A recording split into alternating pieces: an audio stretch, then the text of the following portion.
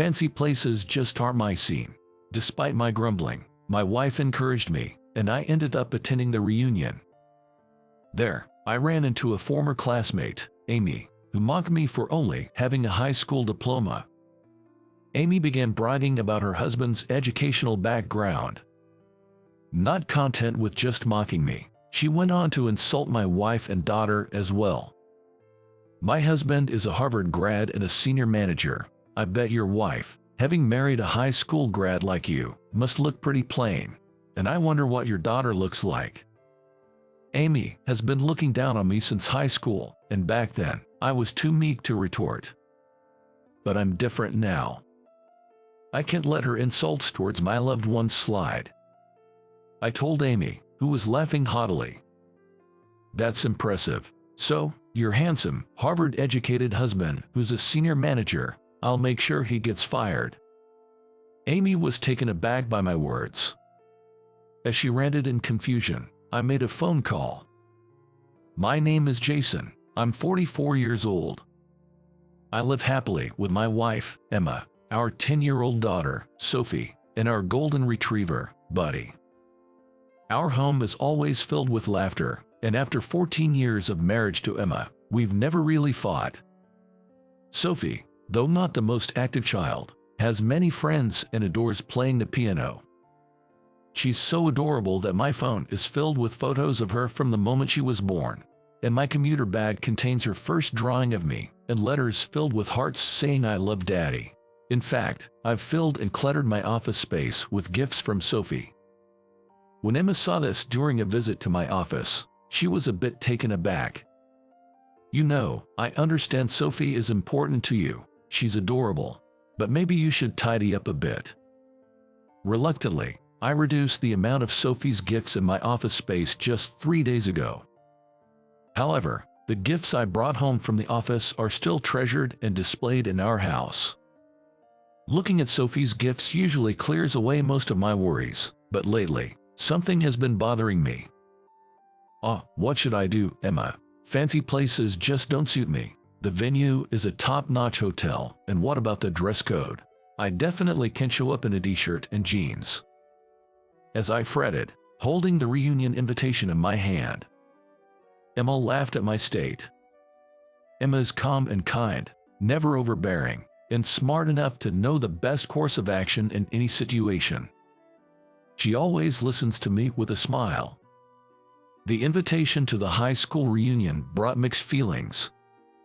High school wasn't filled with the best of memories for me. It wasn't exactly a dark time, but it was a challenging period in my life. Seeing me slumped on the sofa, deep in thought, Emma must have felt compelled to speak. Why don't you just go?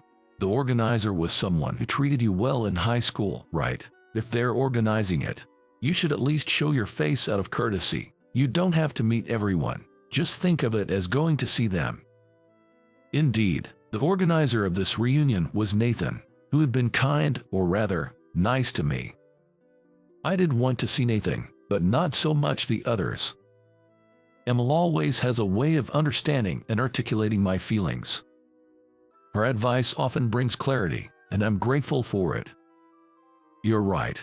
It's the thought of having to meet everyone that's holding me back. Yeah, if I think of it as just going to see Nathan, it starts to sound more appealing. Yeah, I think I'll go.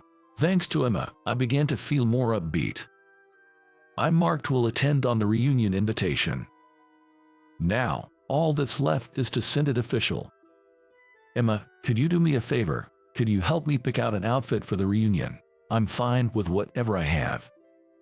Of course, why don't we go shopping for some new clothes? You're very handsome, so you should wear something that gives you more confidence. You're the only one who says things like that to me. I'm really glad I married you, Emma. Thank you for always being there for me. There you go again. Well, let's buy something that'll make you think, am I really this cool? I'm starting to get excited. Let's go right away. It seems our daughter Sophie overheard this exchange as she came out of her room. I could hear the pitter-patter of her little feet running towards us. Dad, Mom, are you going out somewhere? I want to come too. Sophie loves clothes too, and she already has her favorite brands. I don't quite get it. but Emma and Sophie enjoy looking for teen magazines together. Yeah, we're going to buy some clothes for me. Of course, we were going to ask if you wanted to come along. Shall we go together? Yes, I want to go. Can I get some clothes too? Of course, you can. It seemed unusual to Sophie for me to be shopping for clothes, and she looked surprised. I'm going to meet a friend. It's been a long time since we've seen each other. Really? That's nice. Dad, how long has it been since you've seen this friend? Let's see, it's been about 20 years. They helped me out a lot when I was in trouble. That's great, Dad. I have good friends too. Sophie's smile was heartwarming. I hope Sophie will be surrounded by wonderful friends in elementary school, middle school, high school, and even as an adult, leading a joyful life. Thinking about the past, I almost let myself be dragged down by feelings of loneliness. At that moment, Emma gently touched my back and cheered me up with her bright voice. Come on, hurry up. If we're going, get ready. Sophie, go change into your favorite outfit. Okay, what should I wear? Watching Sophie happily go to her room to change, Emma and I shared a smile. I took a deep breath and apologized to Emma. Sorry, I just got a bit melancholic thinking about the past, feeling a bit sad and lonely. I had a feeling you might feel that way. It's normal for everyone. It's not a bad thing. Just switch gears and move forward. Now, get ready. Let's go. Yeah, you're right. Thank you. I smiled at Emma's positive words. Then, the three of us went to the department store, and Emma helped me pick out clothes. Even though I'm not familiar with brands, we ended up buying a suit for the reunion from a well-known luxury brand. We also bought clothes from Sophie's favorite brand. Afterward, we had dinner at a restaurant and then headed home. Spending time with my family on weekends is priceless to me. Days flew by, and finally, the day of the reunion arrived. I wonder if everything looks okay. Dressed in the suit I bought for the reunion, I asked Emma for her opinion. You look great. Really handsome. Wow, you look so cool. Amazing. I was a bit embarrassed by their compliments. Really? Thanks. Guess I'll be heading out then. Take care. Dad, have a good time. See you later. With Emma and Sophie seeing me off, I drove to the reunion venue. The reunion was held at a luxurious hotel, with an opulent entrance. Knowing that fancy places aren't really my thing, I felt a bit intimidated by the atmosphere and almost slouched. But then I remembered Emma always reminding me about my posture, so I straightened up with determination. I headed towards the grand hall of the venue after checking in at the reception. Upon entering, I saw a few familiar faces, but I scanned the room looking for Nathan. That's when I locked eyes with a woman. Unpleasant memories flooded back, and I almost turned on my heel to leave, but it was too late. Oh, isn't that Jason? You came to the reunion. Her loud voice made me give up on escaping and turned back towards her. Amy. Yeah, I received an invitation from Nathan, so I gratefully accepted and came. Really? But I'm surprised you came. You only graduated high school, right? I wondered what my educational background had to do with this reunion, but since I was asked, I felt compelled to answer. Well, yeah, but, wow, really? I knew it, you're just a high school grad. I graduated from college before getting married. Actually, my husband is a Harvard grad, a real elite. Emphasizing Harvard University, Amy raised her voice even louder. Whispers of Harvard, that's impressive, could be heard. Amy seemed quite pleased with the stirring she caused. I thought to myself that her husband's Harvard degree was his achievement, not hers, but decided it was best to keep that to myself. I chose to respond like an adult, reading the room. That's impressive. A Harvard degree is a prestigious credential. I intended my comment to be genuine, but Amy seemed unsatisfied. She seemed looking slightly annoyed. For someone like you, a high school grad, to call it prestigious, it just sounds like sour grapes to me. Laughter from the crowd reached my ears, and I glanced around to see it. It was coming from the same people who used to join Amy in mocking me back in high school. Nothing's changed, huh? I muttered quietly, so no one else could hear. The sense of alienation was somewhat palpable. This indescribable feeling brought back memories of my high school days. I had come to see Nathan, but now I was considering leaving. Despite being sent off with smiles from Emma and Sophie and looking forward to seeing Nathan, maybe it was best to leave without finding him. Just as I was about to leave, my savior appeared. Really, you hadn't changed at all, still mean-spirited and full of pride, with nothing upstairs. Stepping between me and Amy was Nathan. Nathan, I called out softly, and Nathan, turning around with a big smile. His smile, with the corners of his mouth pulled tight and wide open, was just like it used to be. "Hey, Jason, long time no see, man. You really haven't changed a bit." He patted my shoulder enthusiastically, clearly happy to see me. I was overjoyed by just that.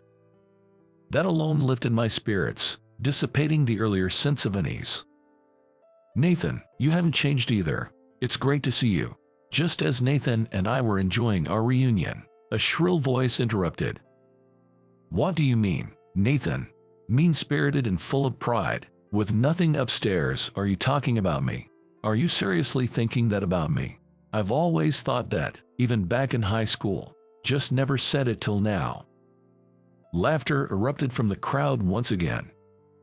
"We're 44 years old, you know. At our age, shouldn't we be past caring about educational backgrounds? As long as we're working, earning money, and living our lives, that's all that matters."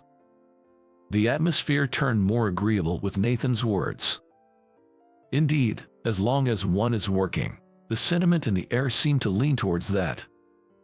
Nathan always had the ability to change the mood of any gathering, even in high school. Whenever Amy made a snide remark or someone else was harsh on me, Nathan would somehow appear, join the conversation, and change the atmosphere for the better. What are you talking about? The lifetime earnings of a high school grad versus a Harvard grad are totally different. Nathan skillfully deflected Amy's protest. "Well, normally you'd think so, but imagine a high school grad who starts a company and becomes its CEO. They'd probably have a higher lifetime income than most. Entrepreneurship has become pretty common, you know." He glanced back at me with a mischievous smile. Wait, is he talking about me? Suddenly, my heart started racing, and I broke out in a nervous sweat. Just as I felt my throat go dry, a waiter with a tray of drinks passed by. I quickly called him over and took a gulp of orange juice. Amy's tirade continued unabated. "Well, that may be true, but that's irrelevant to him. There's no way he could do something like that. My husband works for SHY, a publicly traded venture company, and he's one of the managers." Just then, I swallowed the orange juice the wrong way, and it went down the wrong pipe. I managed not to spit it out, but I couldn't stop coughing. Amy continued to talk about what her husband does at his company, oblivious to my condition. She was sharing insider stories her husband had heard from meeting some very famous people. As I listened to Amy's stories, I couldn't stop coughing. "What's wrong with you? That's disgusting." "Hey, you okay, Jason?" Thanks. Sorry, I'm fine." I wiped my mouth with a handkerchief and caught my breath. That was close. Thought I was heading to the afterlife with that orange juice. "Can't go yet, I've got a child." Everyone around laughed at my comment. It wasn't a mocking laugh, but one that seemed to be enjoying the moment. "Jason's funny. Did you change since high school, or were you always this amusing?" "Hey, this is fun." "Nice. Has everyone finally seen Jason's charm? He's always been fun to talk to since high school. He just didn't show that side much back then."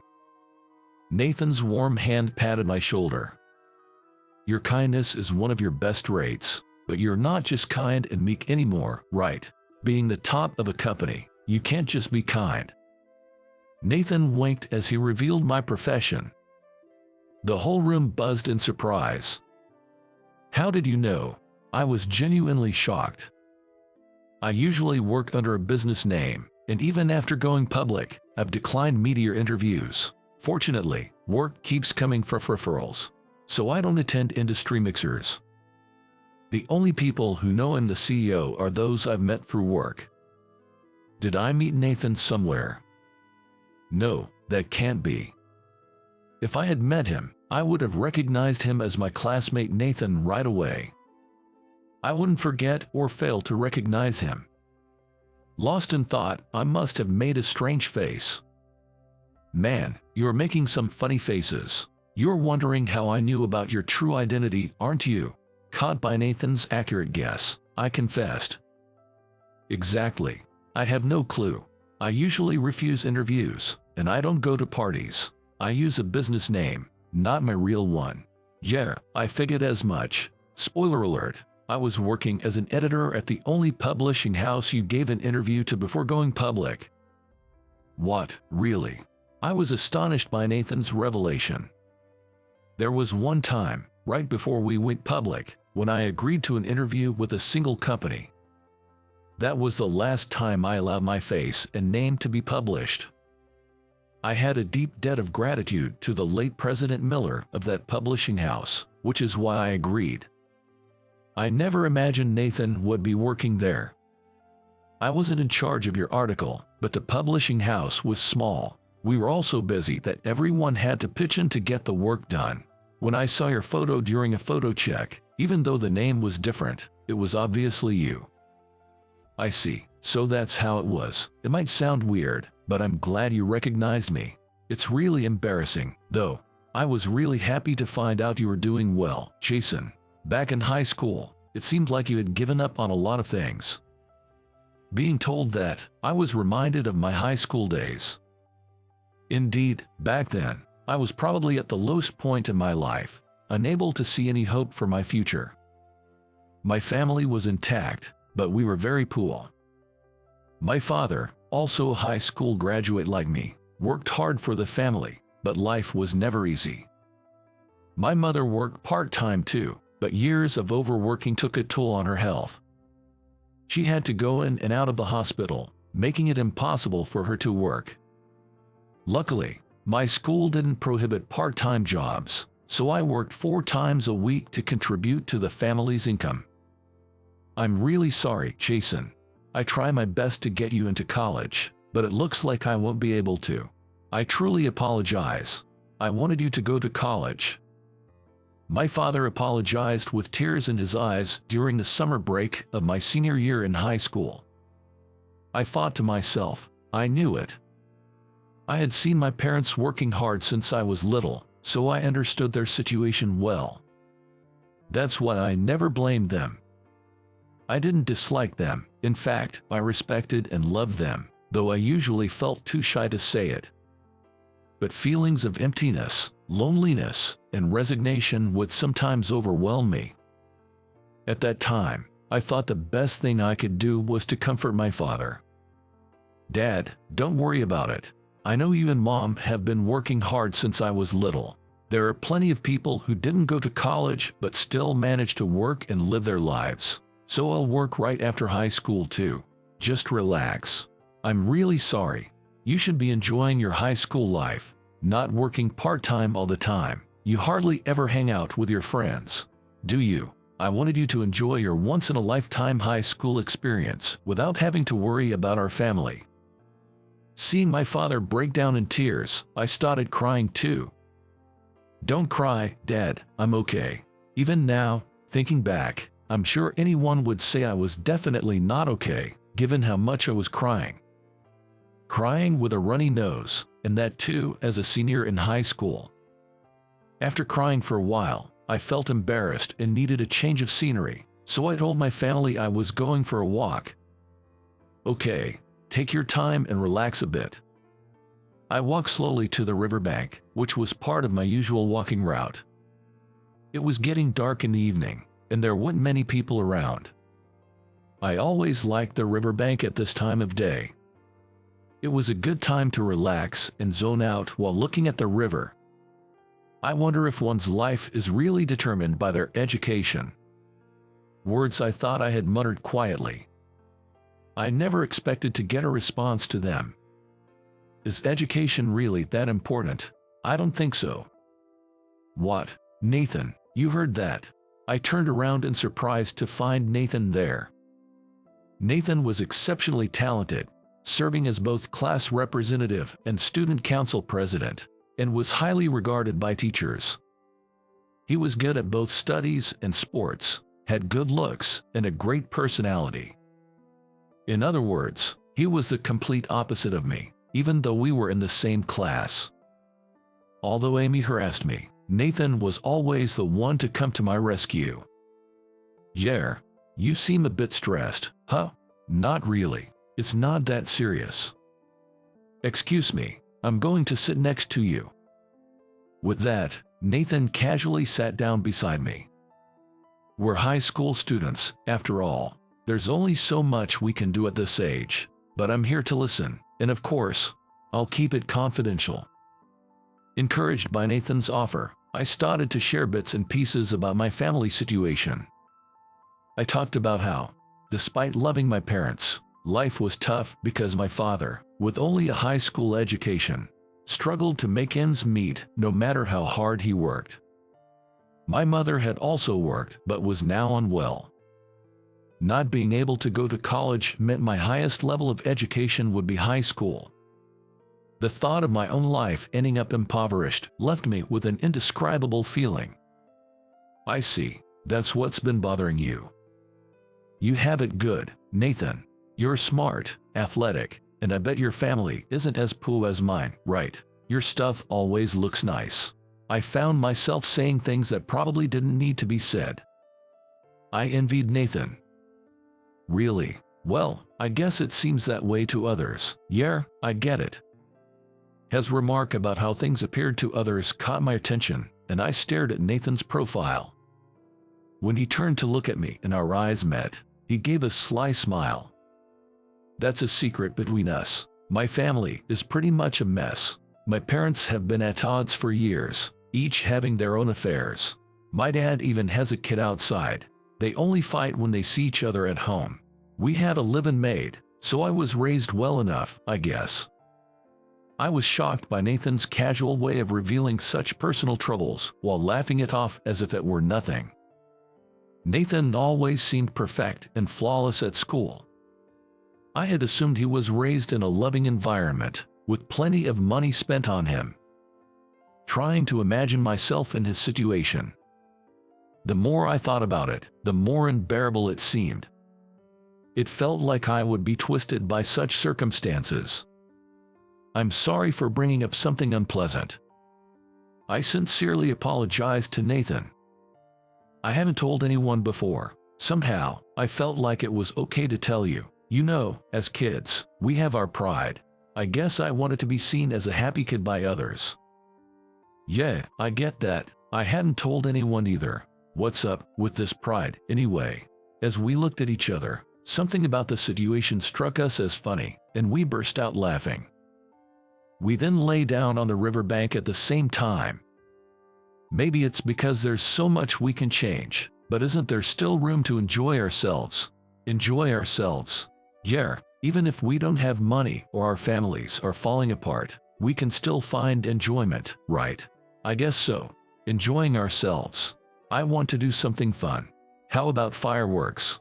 Nathan's sudden suggestion took me by surprise. Fireworks, like, right now? Yeah, let's do it.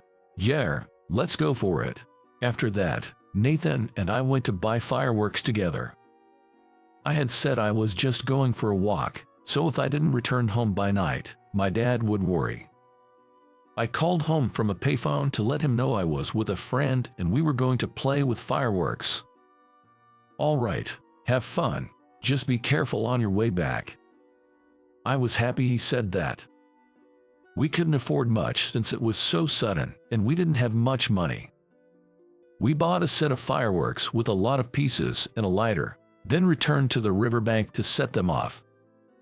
"Wow, look at the colors. Isn't it amazing, Jason?" "Yeah, really." Mine changed colors midway. We excitedly enjoyed the fireworks. were chasing each other with sparklers and swinging them around. We laughed and ran around until we were tired. After all the fireworks were gone, we sat down and talked about various things. Life can be tough when you're trying hard, but I think life is something you can make something of. I'll keep trying. So how about you don't give up on life from now on, Jason? Yeah, you're right. Life is something we can make something of. The more we grow up, the more we can handle. Exactly. Let's think that way. It's infuriating to think that life is determined by circumstances. That really gets on my nerves. I don't want to lose. Actually, I won't lose. Nice. Let's both keep trying our best. And so our day came to an end, and we parted ways. That day spent with Nathan became a truly special memory for me, fueling my life even now. I had given up on a lot of things, but because Nathan listened to me, because of the fireworks we set off, and the things we talked about then, I still remember it all. Right, the fireworks. In the interview, you wrote about the fireworks you set off with a classmate in high school and the words they said to you as a memorable moment. Yeah, I wrote that. I think life is something we can make something of. I'll keep trying. So Jason, you should too. I've never forgotten those words from a classmate. When I read that part, I cried, Manuel, right in front of everyone. Is that so? It must have surprised everyone around you. But it's the truth. Those words are what kept me going, believing that life is something you can manage on your own. Your article saved me, you know. What? Despite giving you all that advice, my life was a mess at the time. Everything I did backfired, and I was so overwhelmed I thought about running away. I was mentally cornered. I had no idea, but when I thought about how you took our conversation to heart and worked so hard, I felt I had to do the same. I was the one who said life is something you can manage on your own, so running away would be incredibly lame, right? That thought helped me keep going. Thanks, Jason. When Nathan said that, I felt like I was going to cry. I owe it to you, Nathan, for getting this far. There were a lot of challenges from starting my business until it took off. Well, there are still challenges now, but I can keep going, thanks to you. Man, this is kind of embarrassing. No, really, it's true. We laughed and let go of the tension. I'm glad I came here. That's when I truly felt grateful. Amy started ranting again, having been ignored until now.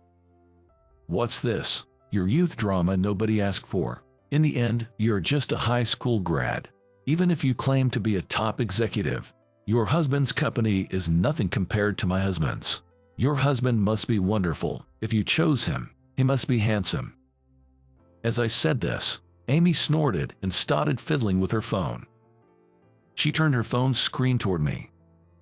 She's showing a photo of her beaming next to her husband. Wow, he is handsome. A Harvard graduate, good-looking, and wealthy. He sounds perfect. Right, you said you're married, right? Your wife must be plain and unremarkable, just like you. How lame. I wonder what your children look like. If it were my husband and me, our children would be adorable, whether a boy or a girl. Amy had crossed a line for me. I'm not good at confrontation, and I can tolerate being insulted myself. But I won't stand idle by while my dear Emma and Sophie are mocked. I felt my expression go blank. Noticing the change in my expression, Nathan must have sensed something was wrong. He urgently advised Amy. Amy, that's way too much. Apologize, now. That's a terrible thing to say, Amy. Other classmates tried to intervene, but Amy was relentless. What? It's the truth. What's wrong with saying it? Besides, comparing someone with a high school grad husband who's a top executive to someone like me with a Harvard-educated manager husband, it's clear who's happier. Amy continued her tirade, unrepentant. Understanding her smug look, I declared, "All right then, your handsome Harvard-educated husband is fired." I said it with a smile. The room buzzed, and Amy turned red, screaming. What? Fired? What do you mean? You can't just fire my husband. Are you stupid? Sorry for not introducing myself earlier. I'm the CEO of SHY. Here's my business card if you'd like. I handed a business card to Amy with a theatrical gesture, distributing others to Nathan and nearby classmates. Hey, isn't SHY the company Amy was bragging about? Well, can you believe this, Amy? This is bad for you. Whispers spread as Amy trembled, looking at the business card. This can't be real, can it? It's no lie. I'm your husband's boss, his employer. Too bad, huh? Wait, I was wrong to mock you and your family, but you can't just fire my husband over that. Amy looked desperate. Well, it's understandable. Of course, insulting my family is unforgivable, but unfortunately, that alone isn't grounds to fire your husband. Relieved, Amy responded. See, I knew it. You can't just fire someone over that. But you know, the things your husband was talking about earlier, they're supposed to be confidential, company secrets. The level of information accessible changes when you're an executive. Even family members aren't allowed to leak that information. Amy's complexion turned noticeably pale. Even while choking on orange juice, I had listened carefully. I was aware that Amy's discussions breached confidentiality, including her husband's not-so-funny plans. And you said he was planning to take that information to another company, right? I never said that. Amy desperately denied it, but such an excuse was futile. She had been speaking so loudly and confidently about it. Give it up. Everyone here heard it, right? Many classmates voiced their agreement with Nathan. Amy must have realized how serious the information she had shared was. She finally collapsed to her knees. I'm glad my wife isn't someone like you. Good luck with your future. We were paying your husband a hefty salary, though. Didn't you just buy a luxury condo? That's going to be tough to pay for now. I pulled out my phone and called Amy's husband. Hello, it's me. Good evening, Mr. Thompson. What's the matter? I'm going to have to let you go because of an information leak. You've been sharing work details with your wife, remember? You signed a confidentiality agreement. Well, that's, Receiving a call out of the blue from the CEO and being told he was fired must have been a shock. Confronted with the fact of the information leak, Amy's husband was clearly panicking. I explained the situation over the phone, mentioning that his wife Amy was my classmate. We had a reunion today, where she proudly shared his work details. She boasted about having confidential information and planning to switch to a rival company. That idiot. That's not true, Mr. Thompson. What's different? I won't listen to excuses. What you've done is a serious betrayal to the company. You were quite specific about your plans, right? This is grounds for immediate dismissal. Be prepared. I hung up and turned to Amy, who was still sitting on the floor. So, your husband is fired. Thanks to you, I found out about a leak in my company's information. I need to rethink our information security. Amy's phone rang incessantly as she muttered, "What should I do now?" At this timing, it's definitely a call from her husband. They were in for a dramatic confrontation, and I watched with a sense of detachment. Maybe you should answer it, but it looks like it might take a while, so the lobby might be a better place. Holding a ringing phone, Amy staggered toward the lobby. I told Nathan. I wanted to relax, but I have to go to the office. I need to check the extent of her husband's information leak and if any data was taken. Oh, got it. You've suddenly turned back into a CEO, Jason. Looking good. Really. Thanks, I guess. But letting my subordinate leak information makes me a failure as a CEO. I need to investigate, reflect, and improve. Sorry, I have to go. All right. Good luck. After receiving words of encouragement from my classmates, I rushed to the office. I made calls from the taxi, summoning the necessary personnel to the office immediately. Everyone was furious upon hearing about the leak. They gathered quickly to address the situation.